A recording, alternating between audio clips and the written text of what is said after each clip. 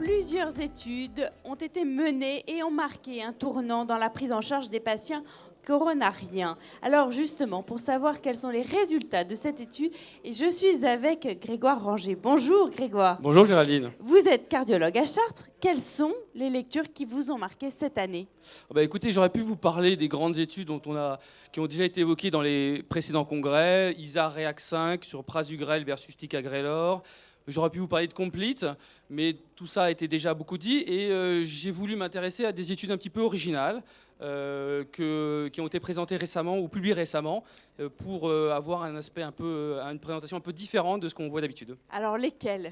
Alors, pour être original. Est-ce que vous pratiquez la méditation, Géraldine? Un petit peu, pas assez. Alors vous savez que c'est très à la mode, hein, le yoga, la méditation, tout le monde s'y met, on vit dans une époque de stress important. Eh bien, sachez que dans l'infarctus, qui est un stress très important aussi, il y a une équipe indienne, évidemment, qui a présenté à l'ESC 2019 une étude intéressante qui a comparé deux groupes après un infarctus du myocarde, des gens qui ont fait pendant 3 mois un programme avec du yoga, de la méditation, des mouvements respiratoires, versus un groupe contrôle. Il y avait 2400 patients au total. Ils ont suivi les patients sur 5 ans.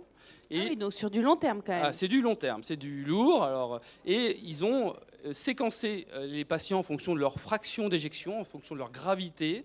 Et ils se sont rendus compte que dans toutes les sous-catégories des fractions d'éjection, eh bien, il y avait une amélioration non seulement de la mortalité, mais aussi de la fraction d'éjection du groupe yoga versus le groupe contrôle.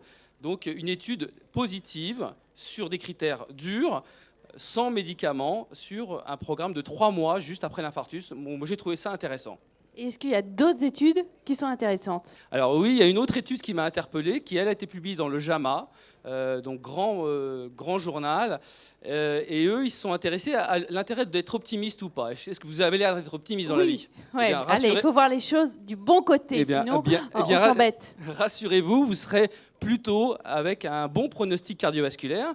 Ils ont poolé en fin de compte 15 études dans une méta-analyse. Au total, il y a 230 000 patients qui ont été screenés avec un suivi médian de 15 ans. Donc vous voyez là, c'est encore du très lourd aussi. Et donc ils ont comparé des études qui ont évalué est-ce que en termes d'événements cardiovasculaires et de pronostic vital, il valait mieux être optimiste dans la vie ou pessimiste. Et ils ont démontré de façon assez claire que l'optimiste a 35% de risque de diminuer ses événements cardiovasculaires par rapport au pessimiste. Et il a une amélioration aussi sur la mortalité toute cause de 14%. Donc là aussi, c'est énorme. C'est des critères extrêmement solides et qui confortent un peu ce qu'on imaginait, c'est qu'être optimiste, c'est plutôt bon.